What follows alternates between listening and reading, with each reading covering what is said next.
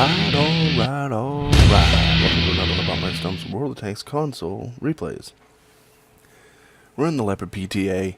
We're in Arctic region, and this is borderline fail team video, but maybe not quite. Just if some player in the game had made a little bit better decisions, we probably could have won this. But you know what it is. It's just kind of a Tier 9 game. We're in a Tier 9 tank, so that's always usually pretty good. Especially when you're Leopard PTA on a big map like this, it's usually a pretty fun game. Leopard PTA is a really good tank. Arctic region has a lot of space to maneuver, and as long as you have a fairly, just a somewhat competent team, things can go really well. I really like this tank. This video isn't too awful old. It's a few months ago, probably 4 or 5 months ago now. I've been doing some videos from old, stuff from a while ago. So this is a little more current. We're gonna pull up and run right down to the edge down here of the map. Try to get over there. We're in a quick medium, so we're gonna try to get there as quick as possible and keep them from pushing down over this hill. Hopefully I have some help. I was just watching another video that I was thinking about doing a video on, and people get like pissy in my comments and say, well, if you didn't wait so long when you take off, if you got to the position where you should be, you know where you should go. Yeah, I know where I should go a lot of times. This is more of the heavy corner, but I'm a fast tank with a good gun, so if I get down here and keep them from pushing down, I can hold them and give my team, who is behind me, time to get down here. The problem is so many times I do something like this, even if I'm in the heavy and I come to a heavy spot or whatever, and no one follows. No one comes down, and I'm stuck by myself in a position where I can't do anything. I was watching Prokhorovka, and I was in the hammer, and 9 of our tanks in our team went to the top of the hill. So that left 9 went to the top of the hill, 2 went to the railroad up top. So it left 3 of us, because we had an artillery, it left 3 of us down in the bottom. And once you're in a hammer down in that hole, you can't get out of there. You're not fast enough. So that's why a lot of times I take more time. I sit back and I wait a second, see how the teams play out, see how my team goes, then I move out. This is one of the games when I didn't do that. I figured, well, I'm going to push out, get my ass down there, keep them from advancing. It's going to help my team. And of course, I get idiots like this T-54 who drives right in front of everyone and continues to push her out there until he gets killed. I'm trying to give him some cover, but he's an idiot, and that's just how it goes. T-10 coming down. We exchange fire. I want to get him out of the game. Got a Conway up there. I'm not too worried about him. If he sticks his nose up over the hill, he's going to get rocked.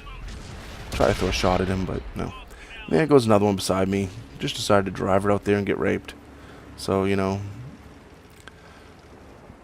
it's just 405 out of the Conway. And we got a 110 there. If he sits back, just plays right, he can do okay. Got an E75 coming up. They do have 3 artillery, though. So, being in this spot with artillery firing can suck. I'm up here, and I swear to goodness the game does that to me on purpose. Aiming up there, and then it just takes off on me for some reason. You'll see it does it again. Oh, see? I don't know why it does that, but 379 out of the KV3. And again, I am so aware right now of artillery. That's why I'm on this side. And here we got a Motherland who is pretty much full health. He's full health. And what's he going to do? Yeah, run right out in front of them all. Suicide. These are the teams I get, people. 405 out of the T-30. He's almost dead. Right now I'm looking at the map, and most of our team back there is dead. I try to get this T-30 out of the game, and my shot goes a little high. Tiger 2's ripe for the pickings. See, these couple tanks, we can just get them taken out. The game could be a lot better. Artillery's been destroyed, so at that point I'm really looking at the map, and I'm thinking, shit, there's only 5 of us left. 6 of us, excuse me. These 2 are going to have to hold that hill. There's nothing I can do. I've got to get back and stop that advance coming down bottom. Help this E75 out. He's pretty much all on his own. So I'm going to get down here and see what I can do.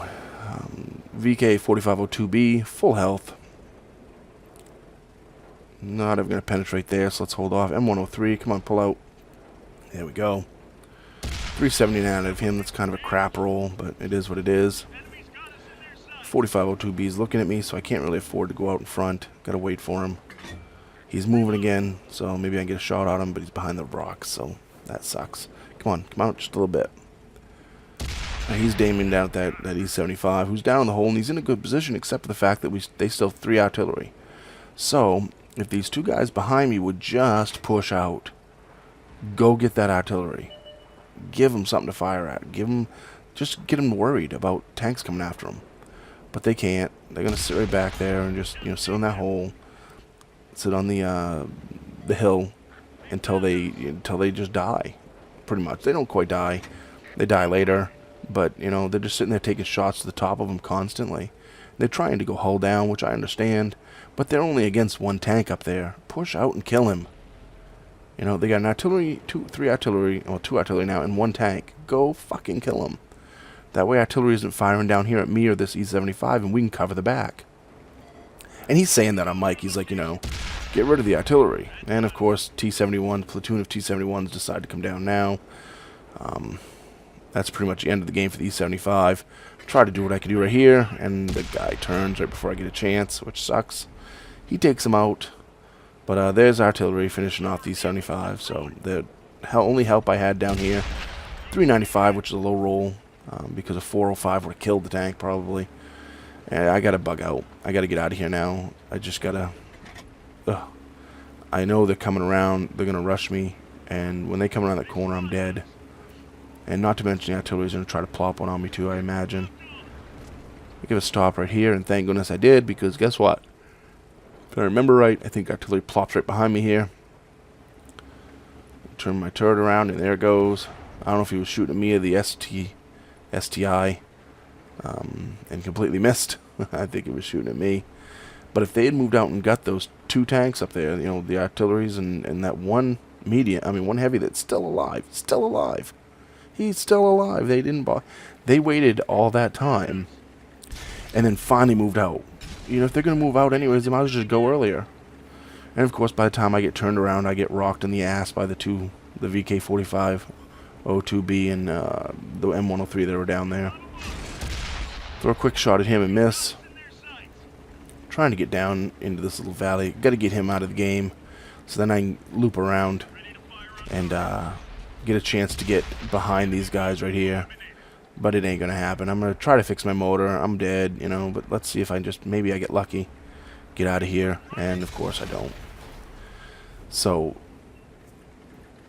the moral of this story right here, boys and girls, if you're being held up by 2 artillery and 1 heavy, don't let the heavy dictate what you're doing. They sat right there till they were almost dead. Then they moved out after the artillery. They ended up taking out the artillery. They got them. Both of them gone. But they left the heavy alive. If they had done that a minute earlier, we'd be alive right now, I think. I'd still be alive. I'd be over there to help them. But instead, there's only one of them left, and now he's finished off. And it just... They didn't play horrible games. But other people on the team, if they had just... Like the dipsticks that just run around front and died. The T-54 died right at the beginning. It just... The motherland driving around and dying. T-54 did no damage and died. Our M40 did nothing. M46 Patton did 500. T-29 did 200. Our T-10, 800. So just a little bit better play from these guys, and we would have won that game. 3,500 damage dealt. Second place. 207 assist and 1 shot for 405 to the Conway. 129 assist and 2 for 541 and took out the KV-3. 1 shot for 336 to the 4502. 2 shots for 648 to the T-10. 1 shot for 395 to the Tiger 2. 1 shot for 395 to the T-71. 484 assist and 1 shot for 379 to the M103. 1 shot for 405 to the T-30. So, 3,500 damage. I held my own. And these 2 guys in the T10 and the STI, they did okay. I'm not saying they did horrible. But if we had still had, let's say, the Motherland alive, or the T-54, just those two tanks, Motherland and the T-54, were down helping us down bottom, instead of just dying really quick, we would have won the game. If the M46 Patton, who's platooned up with the Motherland, hadn't died so quick, and only did 500 damage, we would have won the game. So, you know, it's, like I said, it wasn't quite a failed team video, because it was close towards the end. We could have pulled it off if I had moved a little bit quicker.